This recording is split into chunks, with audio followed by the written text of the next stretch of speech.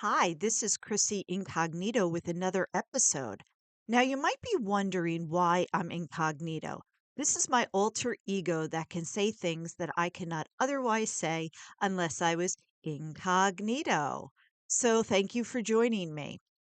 Okay, so this episode is going to be entitled Michelle Sister.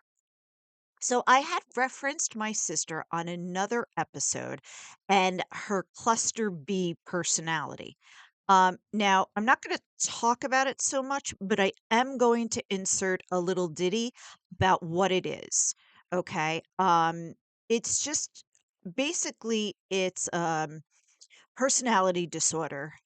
It's borderline that I'm referring to. And they're very confrontational, they're very suspicious, so they always think people are going to wrong them. They're very insecure, they're afraid of abandonment. Um, they can be explosive or hostile. Um, they're manipulative, one of the main reasons why they're so difficult.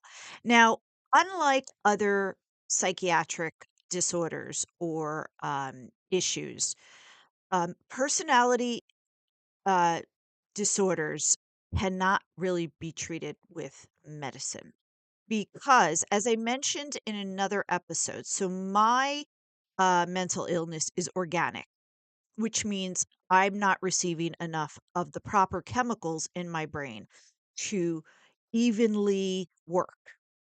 So I have to take medication in order to even out those inconsistencies. There's nothing really organic that's missing. It's more I almost call it like perception disorder. They perceive things completely incorrectly. So they don't have an accurate um perception of what's going on around them.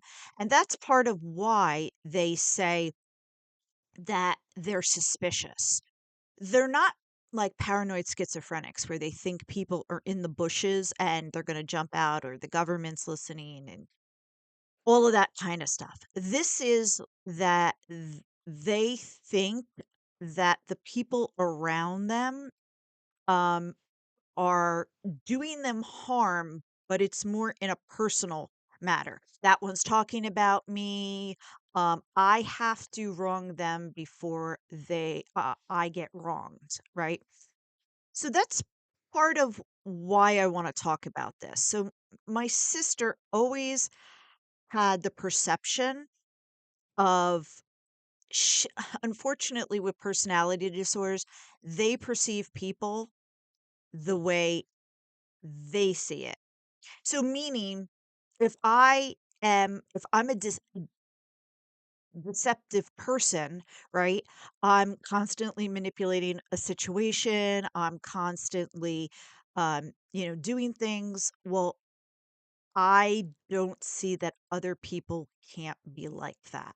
So somebody who doesn't have a personality disorder most of the time is just going about their regular life. There isn't this plotting and scheming and plotting and scheming. And that's how I always described her. Sh They also like a lot of drama. I'm complete opposite, okay? Give me my panic disorder, give me my anxiety, and I'm not making light of it, but they're always plotting and scheming rather than they can't not have turmoil in their life. And I don't know, I'm the complete opposite. Sure out there you're saying, "Me too." I want as little drama as possible, right? They almost have to have the drama and they keep it alive in some manner. So let me back up a little bit to make my story situation much clearer.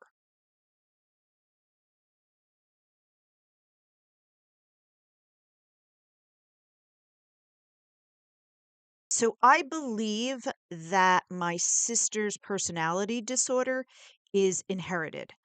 So I inherited my mother's major depression and anxiety. Now my mother isn't anxious. I tend to have the panic disorder and the anxiety. She tends to have the depression. She doesn't have OCD, which I talk about in another episode that I have. So that there's a genetic component in that. So whatever her brain is not working, however it's not working, that obviously doesn't work or didn't develop in my brain situation. Well, they don't have a brain chemistry problem. So that's why medication is doesn't really work for them. First of all, the borderline or the cluster B personality would have to realize there's an issue. And as we know, because we've all dealt with them, whether you've realized that they are under that category, they will not take responsibility. And that's also one of the other things. Um, excuse me. So medication does not work. Um, so she gets divorced and she decides I'm entitled, right? But very covert. So they didn't have any money. I'm not really sure why, but they didn't have any money. They both had jobs and whatnot. They had a house. And somewhere in there, my sister wanted to stay in the house. But the only way that she could stay in the house is if somebody bought out his half. Well, she didn't have any money, so she was trying to manipulate my parents into rectifying the situation and for her to get what she wanted. So my parents were like, no, we're not paying him off. You know, and then my sister started with the dramatics, I don't want to upheal my child's life. I don't want to cause any more chaos, blah blah blah blah blah. So then my parents were like, okay, well, let's look at something more manageable and affordable, which was a condo. That wasn't good enough. So she was like, my child can't be raised in an apartment-like setting and blah, blah, blah, blah, blah. Well, basically, my parents were like, take it or leave it. But before this happened, before she moved out of the marital home and went into the condo, she started hooking up with some loser. He was in and out of jail. He was such a friggin' loser, and she went right toward him. She's like, "Oh, you look badass," and she pursued him, okay? Now, the guy is saying, "Well, you're still living with your husband. Like, what's you telling me you're divorcing? We're going out. How do I know you're just not lying to me, kind of like how you lied to all the other guys?" She suddenly had to move, like, quickly in order to keep this guy. So she went back to my parents and said, "I'll take the condo," which precipitated all of this other stuff, okay? So she moves in and this guy moved in, of course. He's like such a friggin' loser. He was verbally abusive, he was violent. The cops were like, he was always running from the cops. He didn't have a job. He always borrowed her car, and she allowed all this. She allowed all of this crap to go on. And we've talked about it. I don't even know what was going on. She couldn't give me an answer. The only thing I could think of was, when you start dating somebody and like the first 5 seconds is fine, like maybe the first 2 weeks is good, and you get drawn in by that like 3 seconds of happiness, and then you spend the rest of the relationship, which is years, trying to like go back to that 5 seconds of happiness. We've all been there. I think that's what she was trying to do. But how much bad investment in your time are you going to throw this piece of garbage, right?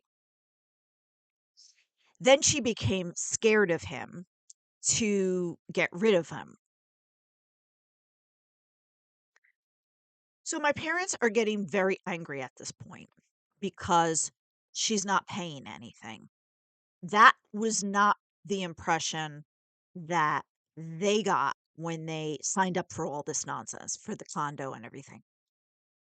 I mean, you gotta remember for, like, 20 years, she was, wife, mother, she had a job for, like, 15 years, um, everything seemed functional,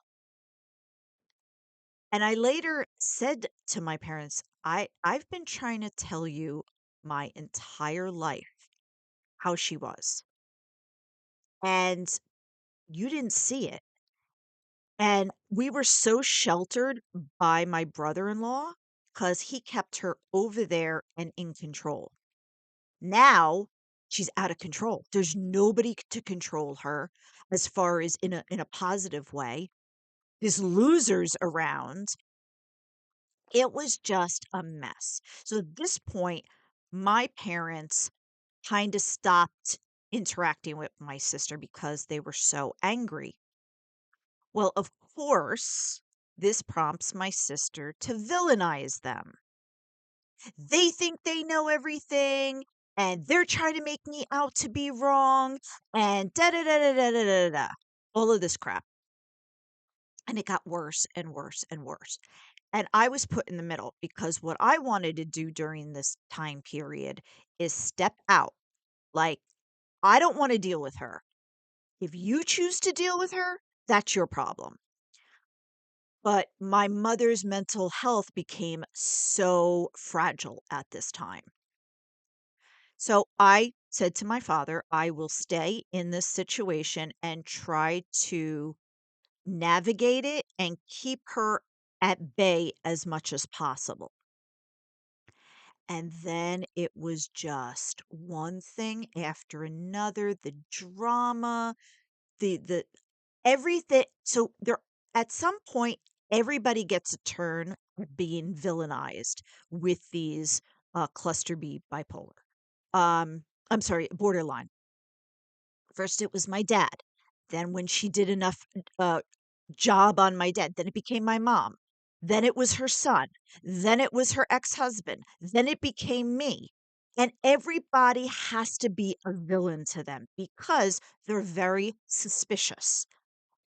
You're not giving me enough. Why are you not giving me enough? And what I mean enough, it's just enough anything. Money, attention, time, like it doesn't matter. It's just never enough. So it's always they take a very benign situation like somebody being busy and gets the villain. They have nothing to do. They're retired. Why aren't they out here helping me? They should be out here, blah, blah, blah, blah, blah. And it was like this all the time. And I had to, because you got to remember, when she was married, I saw her 6 times a year. I said, why can't we go back to going 6 times a year? She wanted me at her house. She lives at a distance. She wanted me at her house every weekend. Like I didn't have a life. I didn't have a life. Again, they monopolize your time, they monopolize your attention. They're like emotional vampires. They will just suck the life out of you. So, my sister wanted to be on the phone like 24/7. Now, I'm a phone person, as you can tell from my other videos, like up at night, not now, but when I was younger. So, I'm opposed to the phone. She would want to do easily 2 hours a night, complaining and bitching and showing how everybody's wrong and nobody's giving me enough and blah, blah, blah. Now, the thing is, if you agree to be around a personality like that, you can't say, like, "Hey, stupid," like, "You're the problem." So it's either you accept what's going on or you remove yourself, and I eventually removed myself. And, so my mother was kind of getting worse. So my parents are like now, I don't know, 82, 83. And my mother does have, slight dementia, which, it's whether it's natural aging or just so and I believe, like, her mental health didn't, um, help that situation. So, my mother was always the one that was in charge of all the finances. My mother was the gatekeeper of anything to happen. So, if my sister was gonna get money, it was at my mother's discretion, okay? Well, my mother was getting, it was like tiny, tiny, tiny, tiny bit worse. Now my father does all the finances, but this was like years ago. And my sister was not getting her way. Now, what more could anybody do, right? She wasn't getting enough money. She wasn't getting enough this. She was not getting enough that. And she asked me, um, if I got power of attorney, could I put mommy in an assisted living? And I said, "What are you talking about?" Well, if she's not doing well. If I got a power of attorney, wouldn't I have the right to basically put her away? So I can come in and get what I feel I need to get. And I said, "No." I said "No." I said, "It's not guardianship." I said, "Nobody will listen to you and you don't have a right. You can when you're power of attorney," which she is not power of attorney. When you're power of attorney, if the person does go in an assisted living, you can act on their behalf, but you can't like put somebody away with power of attorney. And she was like, "Oh, oh," because in her mind, very my sister and very borderline, you're not serving a purpose. You need to go out of the way. And she used to do that to me when I was a kid. Now, that's not really significant now, but it's that same mentality. I would not side with her. And she would always treat me like I was useless. Not just ignore me, just not just, you know what I mean? It's like, whatever, you're not doing anything for me, kid. I'm just going to ignore you. No. She wanted my parents to push me out of the way and for her to be like the star, okay?